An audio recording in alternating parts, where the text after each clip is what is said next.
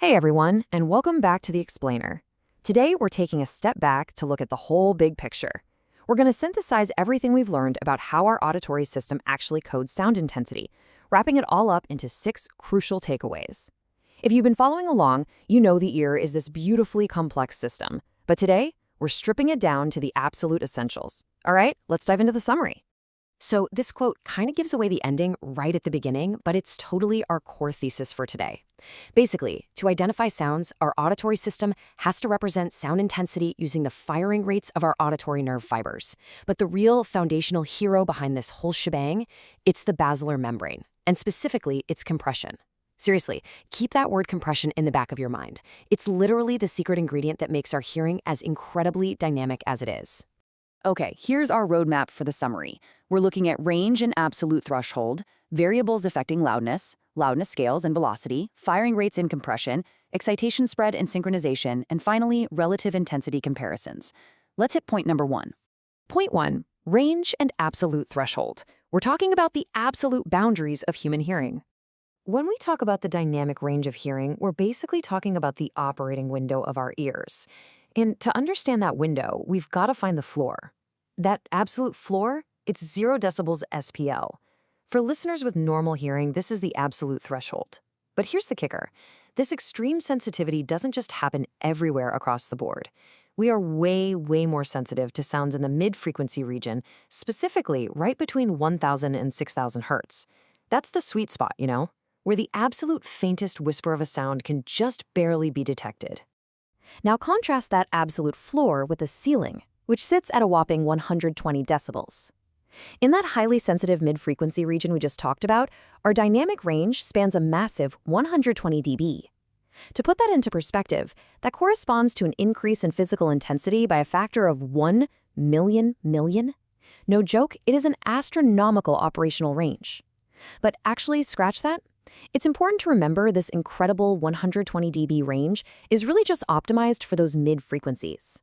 Our actual dynamic range shrinks quite a bit when we push into extreme low or high frequencies.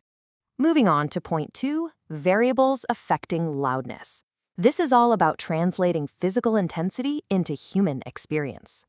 So if intensity is just the physical magnitude of a sound wave, what makes a sound actually feel louder to us? Well, naturally, turning up the physical intensity increases loudness. Pumping up the duration of a sound can make it seem louder too. But there's this really fascinating quirk in our hearing when it comes to bandwidth. Check this out. If you take a sound and spread its energy over a wider frequency band, it'll actually sound louder to you even if the overall physical sound level stays exactly the same. It's wild. By spreading the stimulus energy across a wider region of the cochlea, your subjective sensation of loudness just naturally increases. All right, point 3, loudness scales and velocity. Let's look at the mathematical relationship here. So how do we actually systematically scale and measure this totally subjective sensation? I mean, if loudness isn't a simple one-to-one map of physical intensity, what exactly is the relationship? Well, the answer is a power function.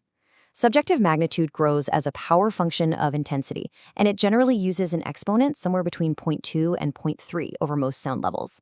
What does that mean in plain English? Basically, loudness is a highly compressed version of actual physical sound intensity. Because of that tiny little exponent, a massive 10-fold increase in physical intensity only gives you a doubling of subjective loudness. And this is where the biological reality behind the math really shines. At any given frequency, your subjective sensation of loudness is roughly proportional to the square of the basilar membrane velocity. It is such a direct, beautiful relationship. The auditory system essentially takes this velocity, squares it, and sums it all up across characteristic frequencies to give us the total loudness of whatever complex sound we're listening to. Number 4, firing rates and compression. This is really the physiological crux of the whole thing. We've got to look under the hood at the auditory nerve itself. And when we do, we stumble into this massive biological paradox. Look, we just established our dynamic range spans 120 decibels, right? Yet the vast majority of our auditory nerve fibers, specifically the high spontaneous rate fibers, they get completely saturated at just 60 decibels SPL. They literally tap out and max their firing rates halfway through our hearing range. So how on earth is there enough information in the auditory nerve to represent intensity all the way up to 120 dB using just firing rates? Well, the secret to this incredibly wide dynamic range comes down to 2 real unsung heroes.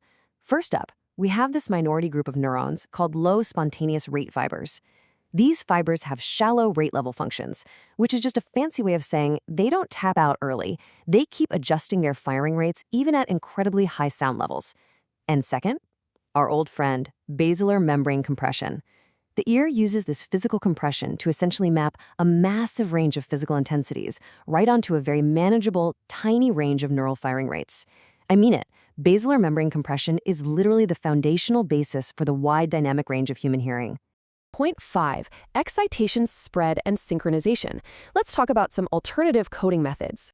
So while firing rates and compression are definitely doing the heavy lifting here, the auditory system is insanely resourceful.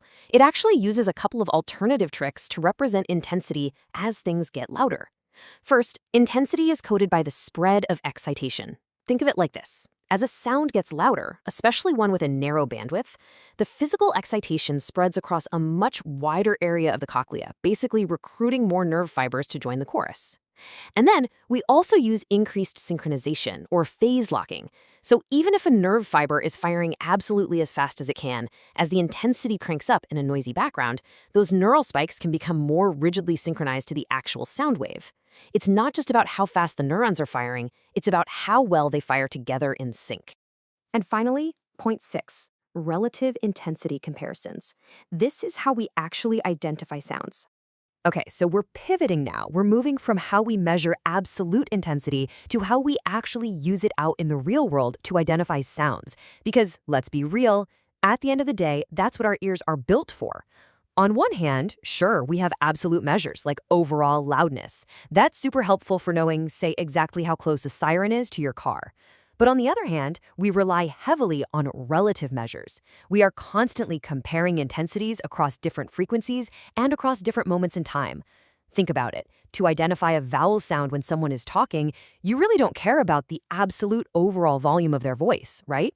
You care about the relative peaks and dips in the sound spectrum. Analyzing those specific spectral profiles and temporal changes, that is a much, much more robust way to actually identify the incredibly complex sounds of our world. Which brings us to a final, pretty provocative thought to wrap this explainer up. We've seen exactly how the ear mechanically and neurologically compresses and codes intensity. But as we transition from these simple laboratory beeps and pure tones to the messy, totally dynamic reality of human speech and music, how will these robust relative measures shape our understanding going forward? I mean, how does the brain actually take these relative intensity comparisons and magically turn them into the instantly recognizable voice of your best friend? That is an absolutely perfect question to chew on as you continue your journey into sound perception. Thanks so much for joining me for this explainer, and keep exploring.